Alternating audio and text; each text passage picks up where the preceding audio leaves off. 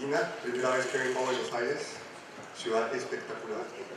Muchas gracias por la invitación a la Asociación de Leasing Argentina y a su presidente Hernán Bernal por esta invitación. Quiero contarles un poco de la industria de leasing en Colombia, cómo han sido sus antecedentes, cómo ha funcionado, cómo está el mercado hoy en día y cómo nos proyectamos hacia el futuro. Quisiera comenzar a contarles un poco sobre los antecedentes del leasing en Colombia. En Colombia ya vamos a cumplir casi 50 años desde que a los inicios de los años 70 comenzaron las empresas del sector comercial a realizar operaciones de leasing directamente. Esto fue naciendo de una manera un poco más informal con empresas comerciales privadas que tenían en sus inventarios maquinaria o equipos o vehículos, comenzaron a colocar estos mismos, no por venta directa ni financiación tradicional, sino entregando los activos mismos a sus clientes, y al final de una proyección de un par de años le hacía la transferencia del activo. Comenzó a surgir esa figura y el gobierno naturalmente comenzó a tomar control o vigilancia sobre la misma. En ese momento, años después, la Superintendencia de Sociedades comenzó a vigilar la actividad de este tipo de empresas. Posteriormente, el negocio era tan rentable que los inventarios mismos de activos de capital comenzaron a tener una rotación mucho más rápida y estas sociedades comenzaron a tener necesidad de financiación y colocar nuevamente. Pero seguramente acá en Argentina funciona de la misma manera, pero la captación masiva de recursos únicamente está autorizada para entidades financieras, para establecimientos bancarios, y el fondeo se convertía en un factor determinante para estas empresas, y la ley permitió en ese momento que los bancos le hicieran unos préstamos de recursos a estas sociedades para que colocaran nuevamente los activos. Funcionó así durante casi una década, hasta que el gobierno entendió que eventualmente lo que se estaba haciendo era una financiación, que esto no era un arrendamiento puro y simple, y que la vigilancia de este tipo de sociedades debería pasar de una superintendencia de sociedades a una superintendencia bancaria. Porque en la medida que se hablaba de planes de amortización, que los cánones tenían un porcentaje de capital y un porcentaje de intereses, pues no podía estar debajo de la vista de la superintendencia financiera, y también hace un cambio en la estructura societaria de este tipo de sociedades. Les pide con posterioridad que aquellas sociedades privadas que se dedicaran a las operaciones de leasing financiero o arrendamiento financiero deberían convertirse a sociedades de servicios financieros. Y a partir de este cambio les permite comenzar a captar recursos. Como no eran bancos, pues no podían captar con cuenta de ahorros o cuenta corriente, pero les permitió captar a partir de emisión de CDTs o títulos de deuda. Con posterioridad, sobre el año 91 y 93, el gobierno vio la necesidad de comenzar a crear unas bases de la figura misma, porque en muchos países el leasing se desarrolló como un contrato atípico. Muy pocos países de referencia tienen un estatuto único de leasing o una ley de leasing. Y comienza el gobierno a generar una serie de decretos, y expide el decreto 913 del 93, que hoy en día sigue siendo nuestro único decreto en materia de leasing, y no porque durante los siguientes 25 años no lo hemos trabajado en materia regulatoria, sino que viendo las necesidades, el gobierno poco a poco, como iremos viendo, fue generando un nuevo tipo de políticas públicas o reglamentación de la figura. Permite entonces para el año 93 que las compañías de financiación realicen operaciones de leasing. Luego, sobre el año 96, saca una circular básica, la superintendencia bancaria, y regula la figura misma, porque entonces comenzábamos a ver un desequilibrio entre el crédito tradicional y las operaciones de leasing financiero, siendo ambos mecanismos de financiación. El gobierno, ¿qué le dijo en ese momento a las compañías? Si estas empresas están captando recursos y están colocando en operaciones de activos de capital, pues deben tener un control sobre qué tipo de activos se están financiando, un control sobre qué tipo, si se entienden garantías idóneas o no idóneas, cuáles son los índices de solvencia mínimo que deben tener estas sociedades, cómo funciona la recolocación o la restitución de los activos, y entra a regularlo poco a poco. Para el año 2003 se genera un nuevo tipo de leasing, que en algunos países ya también se ha desarrollado, y desde el año 2003 ha sido el leasing que más crecimiento ha tenido, y que luego el financiero representa el 33% del mercado total, que es el leasing habitacional. ¿Cómo lo vio el gobierno en ese momento? El leasing, por naturaleza, va dirigido a la financiación de activos de capital, de activos productivos, que a partir de la explotación de esos activos se puedan generar las rentas suficientes para el repago de los cánones y luego ejercer una opción de compra final. Pero viendo la necesidad de las políticas de vivienda, pues el gobierno también pensó, bueno, creemos una política de leasing habitacional. Eventualmente se dieron cuenta que frente a la cartera morosa, la que tenía mejores índices o la más sana era la cartera de vivienda. Que eventualmente cualquier emprendimiento, cualquier MIPYME pequeña, o cualquier tipo de operación que recaiga sobre vehículos, sobre maquinaria, y si un solo cliente tenía 3 tipos de operaciones, prefiere pagar primero su casa y entrar en default sobre la maquinaria que perder la casa de habitación donde pues, vive con su familia. Y comienza a crearse esta figura, y hoy en día, como veremos más adelante, repunte y tiene un crecimiento extraordinario. Luego, en el año 2009,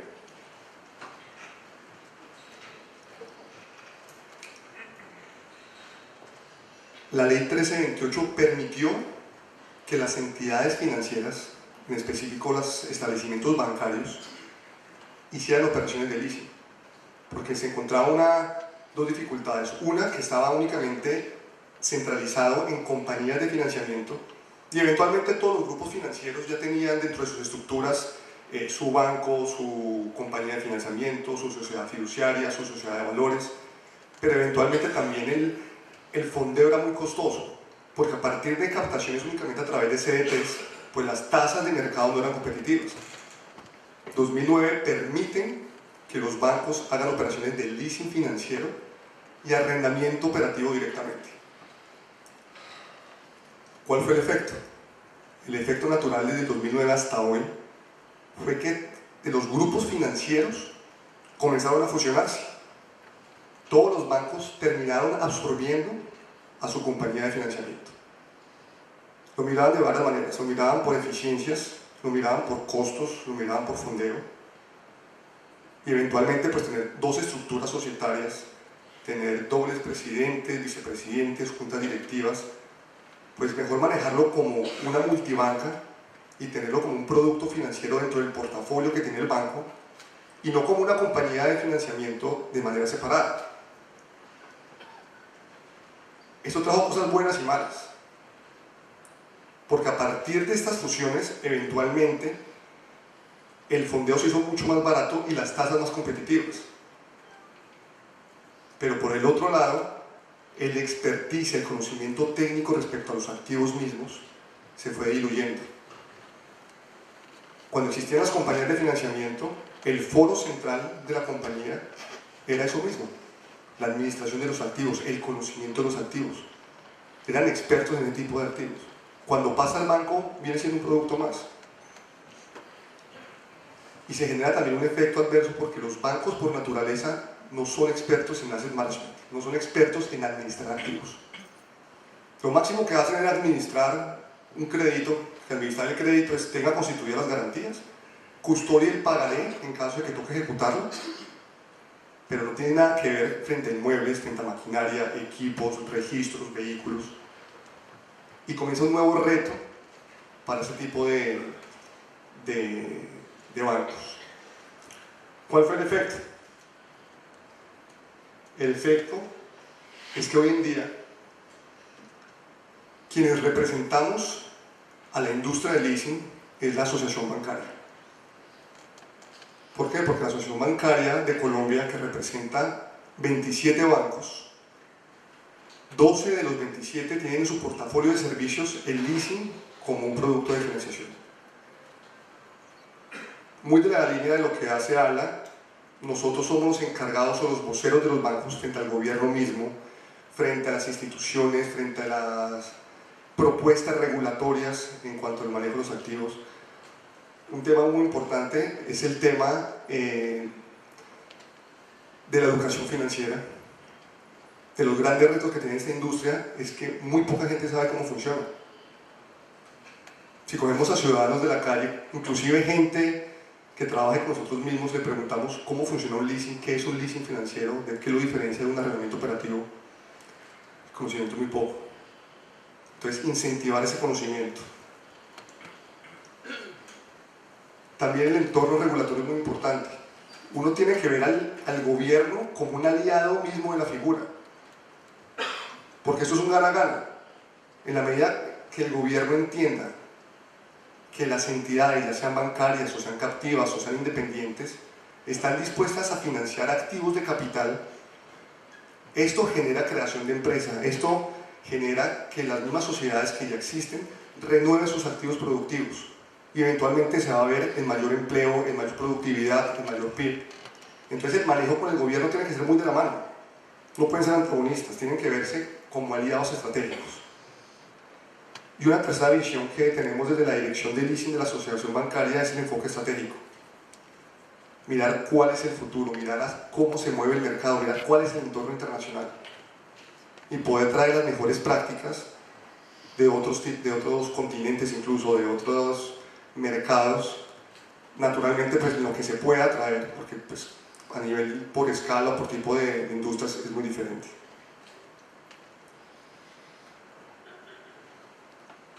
Les quiero contar un poco de la panorama macroeconómica de Colombia y cómo estamos parados hoy en día en la foto y qué esperamos para los próximos años. El Producto Interno Bruto de Colombia para este año está proyectado cerrar en 2.9. Venimos de un periodo de 4 años que el PIB anualmente no superaba los 2 puntos, permanecía sobre 1.8, 2 puntos la proyección de este año y que se ha venido cumpliendo hasta el momento de llegar a los 3 puntos. Y ese portafolio general de todos los productos y servicios que se generan en un país, el sector financiero representa el 5.2. La idea es tener una penetración y tener un crecimiento absolutamente amplio del portafolio y como se ha visto hoy en día es que la cartera ordinaria de créditos convencionales representa el 40% del PIB. El PIB de Colombia está alrededor de 321 billones de dólares. La cartera de crédito convencional del sector financiero está alrededor de 158 billones. Y ahí viene el punto interesante, que el nivel de profundización y de penetración del leasing es del 5% de ese PIB. Que si los juntamos las dos carteras, la industria del leasing representa dentro del sistema financiero alrededor del 11.5%. Y esto nos lleva a que luego de los créditos convencionales, el mecanismo de financiación más utilizado sea el leasing. Si miramos estándares internacionales, y Hernando mostró algunos estándares antes del coffee break, hay países de referencia, pero permanecer sobre el 5% o el 7% es una buena proyección. Nosotros esperamos que para los próximos 4 años, acabamos de tener cambio de gobierno hace un par de meses, podamos llegar a subir inclusive a un 7%. Inclusive las proyecciones que ven al costado derecho del crecimiento real anual de la cartera, el leasing históricamente ha tenido mejor crecimiento que el sector financiero y mejor que el PIB. Acá traemos el crecimiento anual real, descontando la inflación, pero si miramos el crecimiento que tuvo a diciembre de 2017, el leasing tuvo un crecimiento del 9.5%, el sector financiero en total tuvo un crecimiento del 5% y el PIB del 1.8%. Para este año vamos con un crecimiento real del 4.9%, descontando una inflación muy baja, estamos en unos índices alrededor del 3% de inflación que vamos a cerrar este año. El año pasado fue una inflación un poco más alta, Para el año pasado la inflación fue del 4.09. No sé, no quería tocar ese tema, pero es importante mencionarlo. Entonces yo creo que las garantías están dadas.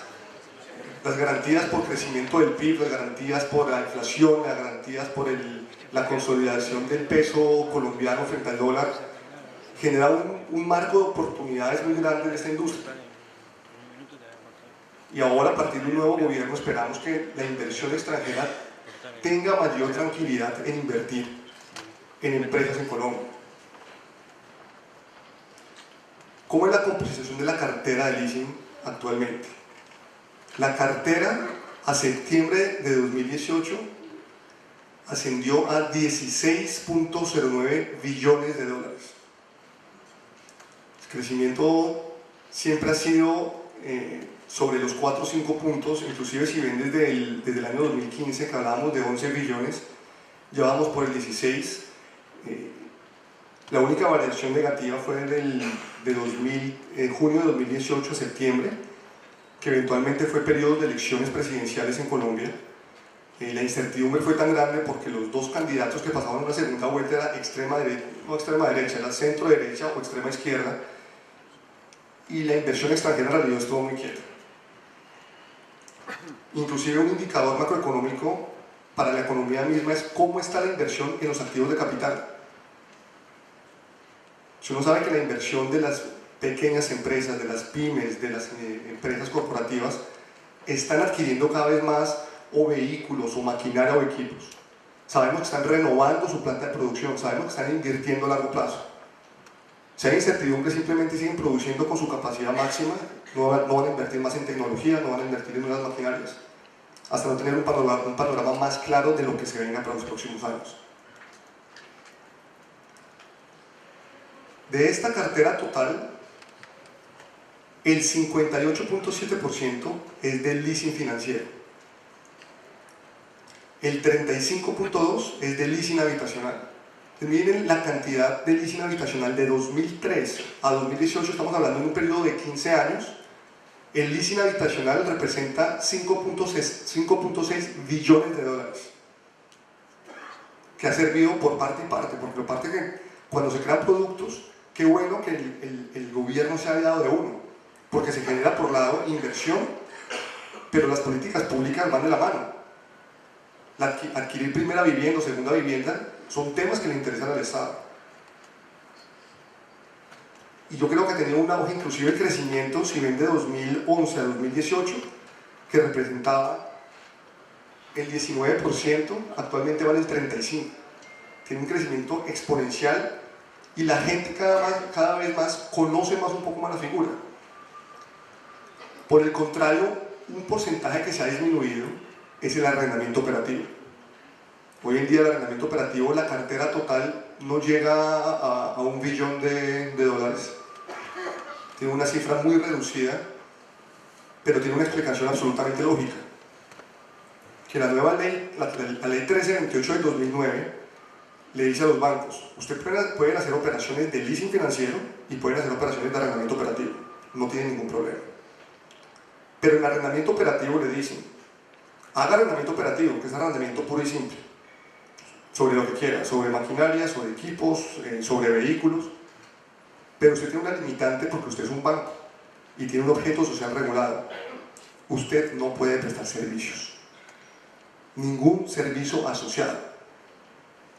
¿Cuál fue el efecto? El efecto fue que eventualmente las sociedades privadas pueden hacer arrendamiento operativo y el portafolio de servicios adicionales te entregan una sola factura, un paquete completo. Y las empresas eventualmente prefieren pagar un poco más y quitarse de encima el tema de administración. Yo de las grandes empresas en Colombia, inclusive multinacionales, temas de cervecería, de SAP-Miller, de Bimbo, el negocio de ellos es hacer cerveza, el negocio de ellos es hacer pan. ¿Tienen que tener cadenas de distribución? Claro, tienen que tener. Pero entonces cuando le pones una flota de vehículos, de camiones pesados para la distribución de cerveza a Bavaria o a SAP-Miller, le das una buena tasa porque eres banco, entonces tu fondeo es más barato. Pero a partir del momento que la cervecería recibe una flota de 200, 300 vehículos, tiene que encargarse de las matrículas, del mantenimiento preventivo, del mantenimiento correctivo, de las revisiones técnico-mecánicas, de los comparendos, del seguro obligatorio. Es un momento que su negocio es hacer cerveza, no quiere nada que ver, no quiere tener nada que ver con la administración de esa flota. Se acerca a los bancos, le dice, ¿sabe qué? Encárguese usted. Dígame cuánto me cobra por esto, entrégueme una sola factura, yo me desentiendo y sigo en mi negocio que es hacer cerveza. Los bancos no pueden hacerlo, están limitados. El sector real sí lo puede hacer. Entonces, gran tajada que ha perdido los bancos se lo están llevando el sector privado, y está muy bien también. Tasas mayores porque eventualmente las empresas del sector privado se fondean con los mismos bancos. Pero cuando uno mira la balanza general de costo-beneficio, prefieren pagar un poco más, pero desentenderse de lo que es más riesgoso para ellos mismos, incluso para los bancos hoy en día, que es la administración de activos. Por eso hemos perdido participación.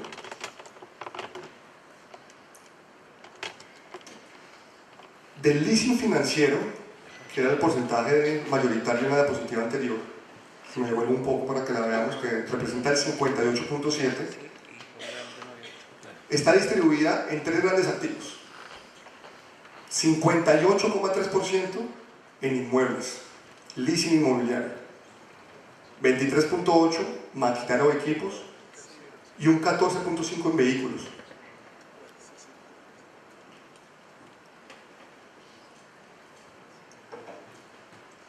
Y la explicación es más que lógica. Cuando llegan los bancos desde 2009 a administrar, eventualmente el activo que genera menos carga administrativa son los inmuebles. Para el banco, ¿qué es administrar un inmueble? Hacer el pago anual del impuesto predial, que es el impuesto por tener la titularidad. El inmueble pues no se lo pueden llevar, siempre va a estar ahí. Es un activo que históricamente, por lo menos el mercado de finca raíz en Colombia, tiende a valorizarse. Los costos de transacción son inclusive más baratos. Porque cuando se hace una operación de crédito convencional, de crédito hipotecario, en Colombia se requieren dos escrituras públicas, dos gastos notariales y dos registros. Una por la adquisición y otra escritura pública donde se constituye el derecho real de hipoteca. Cuando se hace por leasing inmobiliario, se requiere una sola escritura. Porque como el banco es el propietario del activo, pues no necesita una garantía hipotecaria, ya es el propietario. Y dos, cuando al final de la operación se ejerce la opción de compra, la opción de compra pues puede ser del 1 o el 5 o el 10%, los gastos notariales y de registro, los notariales se liquidan sobre el valor de la operación, al 1% del valor del activo, y los de registro van por el avalúo catastral. Entonces los costos de transacción son mucho menores y el banco, como tiene la propiedad de los activos, tiene una mejor garantía y tiene tasas más competitivas. ¿Qué hicieron los bancos? Hicieron una comparación en cuanto a la capacidad de restituirse y se dieron cuenta que cuando tienen una garantía hipotecaria y el cliente entró en default, entró en incumplimientos, pues primero tiene que comenzar un proceso judicial, un proceso ejecutivo hipotecario, tiene que entregar una serie de garantías, tiene que pedir al juez del proceso el embargo mismo del activo, tiene que pedir un secuestre y tiene que pedir que salga martillo a remate. Ese proceso se puede demorar perfectamente 4 años para poder el banco, luego de venta en martillo, de remate, contra el valor, pagarse su deuda en un crédito convencional. Por el otro lado, cuando es el propietario del activo, un proceso de restitución, el restitutorio toma entre 6 y 8 meses.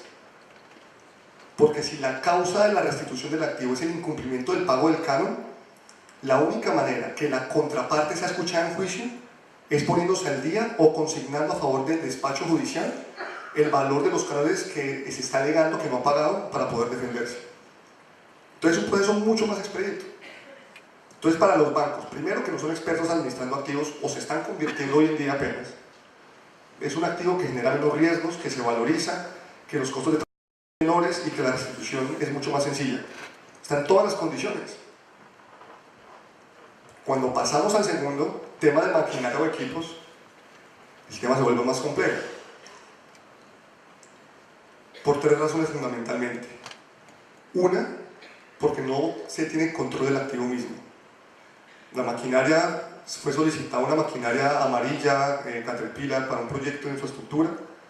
La maquinaria comenzó en un proyecto, luego pasó a un segundo proyecto, luego terminó en una región fronteriza. No tienes control. Segundo, la regulación de Colombia pidió un sistema de GPS para tener por lo menos control y la implementación ha sido muy complicada. Y tercero, las sanciones administrativas, porque la maquinaria no cumpla con los requerimientos técnicos o no cuente con las licencias ambientales, terminaban los bancos involucrados en procesos de explotación ilegal minera. Entonces para los bancos es mucho más complicado pasar de administrar un inmueble a comenzar a tener control sobre maquinaria o equipos.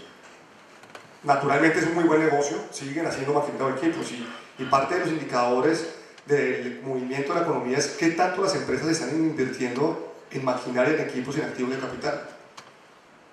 Pero esto genera un mayor riesgo, que anteriormente las compañías de financiamiento sí sabían manejar los activos, sí tenían un director de activos, un director de producto encargado del asset management.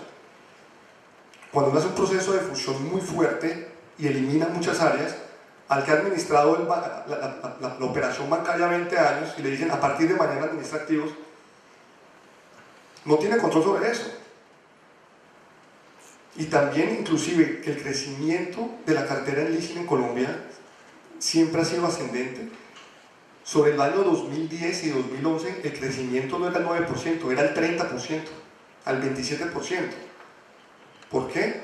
Porque en ese momento habían gerentes especializados que conocían de los activos mismos, que sabían de la operación, que entienden el leasing como mecanismo de financiación.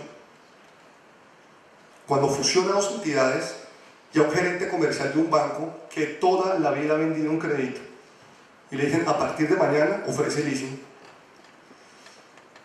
le hacen una capacitación de 2 días, dejan un líder de área como un backup en caso de que tenga preguntas más específicas. Pero ¿cuál es la motivación del gerente comercial en colocar el producto mismo si no lo conoce? Y va a visitar a un gerente financiero de una empresa que tampoco lo conoce. Por un lado, el gerente financiero de la empresa no pregunta por el producto y el gerente comercial del banco tampoco lo ofrece. Eventualmente un gerente financiero o un director de compras de una empresa muy estructurada puede que le pregunte por diferentes líneas, puede preguntarle por factoring, puede preguntarle por leasing mismo, y ahí sí se ve obligado el gerente comercial a pedalear un poco más y entrar a ofrecer un producto que no se siente tranquilo ofreciéndole. Gran error que hubo en nuestra industria, desde de la industria en Colombia. Se perdió mucho el conocimiento específico, técnico, porque comenzó a creditizarse la figura, comenzó a disolverse dentro de la operatividad del banco. Es como cuando estás nadando contra la corriente, te comienzan a diluir. Anteriormente, cuando eran compañías de financiamiento, tenían un comité de riesgos o comité de aprobaciones, que el eje central de la discusión para aprobar la operación era el activo mismo. ¿Qué tipo de activo es? ¿Cuánto cuesta en el mercado? ¿Cómo está el mercado de segundas? ¿Qué capacidad de restitución tiene? Cuando pasan las operaciones de leasing, ahora serán evaluadas en un comité de crédito del banco, donde el director de riesgos ha analizado el riesgo bancario de los últimos 20 años, dejan de lado el activo y se centran, como cualquier operación de crédito, en riesgo cliente. Cómo son sus estados financieros, cómo está su EBITDA, cómo está su flujo de caja libre. Falta decirles un poco, vean el activo mismo. No dejen de analizar el activo porque el eje central, el objeto de la operación es el activo. Mantengan dentro de sus estructuras de los bancos un especialista en los activos, que en el comité de riesgos haya alguien que dé un concepto técnico del activo mismo. Pero poco a poco se va perdiendo. Y es algo que comenzaron hasta ahora a entender un poco los bancos, la necesidad de invertir en la administración de activos y de volver a tener por lo menos líderes técnicos en la operación. Retos y oportunidades. bastante. Yo creo que actualmente hay buenas condiciones económicas y la recuperación de la actividad productiva en Colombia va muy bien. Una inflación controlada, este año esperamos que no supere los 3.5%. La recuperación de la inversión privada desde el nuevo gobierno ha incrementado la confianza inversionista nuevamente. Las iniciativas gubernamentales en tipos de impulso de economías, vamos muy de la mano de los gremios trabajando con el gobierno. Y les reitero, con el gobierno toca ser muy aliado, pero que se vea como un gana-gana, porque si los incentivos tributarios que se piden, o las deducciones de los IVAs, o el manejo contable que tengan los activos, va dirigido a unos proyectos en específicos que generen políticas públicas, a la inversión de activos, a infraestructura, a vivienda misma, pues es un gana-gana. Porque el gobierno va a estar dispuesto a escucharlos, porque no le estás pidiendo un beneficio que únicamente le interese a los accionistas de tu industria, sino que genera políticas públicas, genera reactivación de la economía, genera mayor formalización, genera mayor productividad, mayores índices de empleo, y que eventualmente lo que dejó de recaudar por las exenciones comienza a recuperarlo por otra parte. ¿Qué debemos fortalecer? Materia regulatoria. Debemos tener tranquilidad, y en Colombia en particular, que el responsable debe ser el tenedor del activo, porque los bancos comenzaron a verse involucrados en temas de responsabilidad derivada del activo mismo, de responsabilidad civil extracontractual, de accidentes, de fotomultas, que no deberían ser los encargados de tener ese tipo de activos. Por último, quiero contarles un poco de cómo ha funcionado el desarrollo del leasing de infraestructura en Colombia. La infraestructura es uno de los ejes fundamentales de cualquier economía, porque es ese conjunto de estructuras de ingeniería que a largo plazo genera el desarrollo económico de una nación. Actualmente el gobierno colombiano impulsó un proyecto de 40 billones de pesos colombianos, que es alrededor de 17 billones de dólares, en renovar toda su infraestructura de transporte. Y infraestructura de transporte hablo de infraestructura vial, portuaria, aeropuertuaria, férrea, pero para eso necesitan de la explotación y de aliados estratégicos. ¿Cuál fue el primer problema que se enfrentó en Colombia? Que cuando hablamos de obras de infraestructura pública, se trata de bienes de uso público. Y comienza la contradicción en cuanto a la naturaleza del leasing con la inversión en infraestructura. De los elementos de la naturaleza del leasing es que la entidad sea propietaria del activo. Pero ¿cómo va a ser una entidad privada propietaria de un bien de uso público? En Colombia existe el derecho de accesión, que es el que ponga un ladrillo en tierra ajena, se vuelve el dueño de la tierra. Que uno pueda invertir sobre el terreno ajeno cómo calza con el producto mismo. Y a partir de ahí se comenzaron a generar políticas públicas y regulación que permitían que esta figura fuera un mecanismo de financiación más. Si el gobierno quiere, a partir de asociaciones público-privadas, de PPP, generar incentivos eventualmente para los cierres financieros, el mercado general de los créditos convencionales se van a ver cortos. Y está la industria del leasing dispuesta a financiar todos los activos necesarios para el desarrollo de la infraestructura. En Colombia hay dos tipos de contratos principalmente para el desarrollo de la infraestructura, que son los contratos de obra, que ven al costado izquierdo, y los contratos de concesión. Punto diferenciador: cuando el Estado tiene los recursos, contrata la obra. Necesito que me hagan una carretera de 15 kilómetros del punto A al punto B. Pare de contar, tengo los recursos. Contratos de concesión: la necesidad existe, pero el Estado no tiene fondeo. Y ahí viene el punto, que el Estado, los bienes de uso público, se los entrega en privado al concesionario. Y le dice: administrelo, construya, opere y repáguese con explotación. Ponga peajes, vallas publicitarias, estaciones de servicio, todo el sistema de oleoductos y gasoductos que se beneficien por el trayecto mismo de la infraestructura, cóbrales por ese uso. Y luego una fórmula económica, cuando usted se repagó el valor de la inversión, ahí viene el punto determinante para el leasing: restituyan. Al Estado toca restituirle, porque se trata de bienes de uso público. Esta ley no tiene más de 6 años, que es la ley de PPPs en Colombia, que es APPs, de Asociación Público-Privadas, respecto a contratos de concesión. Se genera el proyecto mismo, se le entrega la infraestructura, permite que los proyectos vayan incluso a 30 años. Pero el factor determinante frente a los bienes es la restitución. Este es el esquema general que existe de los contratos. En realidad tiene 3 fases. Una etapa preoperativa, que va a la etapa de preconstrucción y etapa de construcción. Una etapa de operación y mantenimiento y la etapa de reversión. Oportunidades hay de tanto de largo como de ancho y de cualquier tipo de activos, porque inicialmente la visión fue muy conservadora. La visión que tenían las entidades para hacer operaciones de leasing decía, pues, hagamos por leasing algunos activos como la retroexcavadora, la maquinaria amarilla, el carro de ambulancia, los carros de policía, el carro taller, pero el grueso mismo que era la infraestructura, las estaciones de peajes, postes, bodegas de almacenamiento, existía la dificultad que es construir sobre terreno ajeno o construir sobre bienes de uso público. Generaba esa incertidumbre.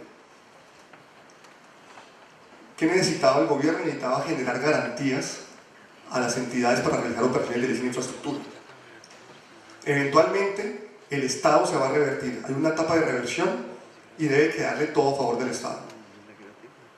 Perfecto, entonces, si se hace por leasing, está la obligación que el concesionario, o de manera anticipada o por la terminación misma del contrato, ejerza la opción de compra, se vuelva dueño para poderle a su vez restituir al Estado. Y comenzaron a generarse una serie de incentivos o de tranquilidad regulatoria. La ley 223 del 95 creó el artículo 89 del leasing en proyectos de infraestructura. Y va muy de la mano con lo que les hablaba de que toca estar muy aliado con el gobierno. El gobierno tiene que generar un gana-gana. Si bien el articulado mismo va dirigido a proyectos de infraestructura del sector transporte, energético, telecomunicaciones, agua potable y saneamiento básico. ¿Qué son esos 5 puntos? Son temas de interés de la administración pública. Y si están las operaciones de leasing o los bancos dispuestos a financiarlos, es un gana-gana para los dos. Y genera entonces una ficción de la propiedad económica. ¿Qué le dice el Estado a las entidades financieras? Realicen sus inversiones de leasing en proyectos de infraestructura. Es como una concesión de construir sobre tierra ajena. Que tranquilos, porque por políticas estatales y por ley administrativa no puede existir un enriquecimiento sin causa. El Estado no puede volverse dueño sin una contrapartida. Incluso mismo cuando los contratos de concesión hay incumplimientos y se declara la caducidad, siempre tienen que mirar en la fórmula de liquidación del contrato cuál fue la inversión del concesionario que incluso incumplió. Pero ¿cuánto alcanzó a invertir? Reconozcámosle que eventualmente de los 100 kilómetros construyó 58. ¿Cuánto cuestan? Cuestan tanto. Páguenlo. El Estado no puede volver a enriquecerse a costa de terceros. Y fue el mensaje que se le dio al leasing. Realicen las inversiones, porque tranquilos, que antes de la etapa de reversión vamos a crear en los contratos de concesión de PPPs la obligación de volverse dueños y vamos a mencionar al leasing de manera puntual, para que no se entienda incluido dentro de los mecanismos de financiación, sino abiertamente y estrictamente se habla del leasing. Se generaron 2 cláusulas en el contrato de concesión. Una, en la etapa de reversión. Más claro no puede estar. ¿Qué señala esta cláusula? Dice, en el evento en que hubiere activos en leasing, renting, arrendamiento o cualquier título no traslaticio de dominio de cualquier naturaleza, tales contratos deberán terminarse anticipadamente con la adquisición de la propiedad por el concesionario, quien asumirá el costo de la terminación de manera que pueda transferir la propiedad de dichos activos a la ANI. La ANI es la Agencia Nacional de Infraestructura de Colombia. Nos dieron las garantías. Nos dijeron, en los contratos públicos los vamos a mencionar específicamente ustedes, para que tengan la tranquilidad que para la reversión primero se le paga a ustedes para que puedan revertir a nosotros. Y en su apéndice técnico 2, que habla de la etapa de reversión, también nos indica lo siguiente, dice, en caso de que el concesionario contrate servicios de terceros como ambulancias, auxilios, mecánicos, etc., al final de la concesión está obligado a revertir a la ANI los vehículos necesarios para prestar esos servicios. Si no es propietario de este tipo de vehículos, en algún momento deberá adquirirlos para poder revertirlos a la ANI al final del contrato. Y al final señala, teniendo en cuenta lo anterior, si alguno de los equipos, vehículos o cualquier otro activo, esa frasecita la peleamos abiertamente, porque cuando me lo señalaba únicamente para vehículos, decía, pues que hay una infinidad de activos que pueden estar de servicio a la infraestructura. Únicamente, solo piensen en cuando se hacen túneles, todos los ventiladores industriales, el tema de manejo de gases, todo eso son activos y son maquinarias, y son activos de capital. O cualquier otro activo que sea objeto de reversión, que están bajo la propiedad del leasing. Cuando se llega a la fecha de reversión, el concesionario deberá ejercer la opción de compra de tales bienes para efectos de la reversión a la ANI. ¿Esto qué permitió? Que ahora el leasing o la industria del leasing es un actor más en la financiación de activos de infraestructura. Esto le dio un respiro tanto al Estado como al privado, porque el privado, que hace cierres financieros todos los días, se estaba quedando sin canales de financiación, porque ya los bancos tradicionales le han prestado en 4 proyectos, no te van a prestar en 2 más. Pero si se abre el espectro a nuevos mecanismos de financiación u otros mecanismos quieren ser actores, pues es un gana-gana, porque se sigue invirtiendo en las obras públicas de infraestructura, pero con este tipo de preventas que el gobierno da garantías, genera la seguridad de que la inversión y para la reversión, el leasing es un mecanismo adicional que se puede tener en cuenta para estos cierres y genera todas estas garantías.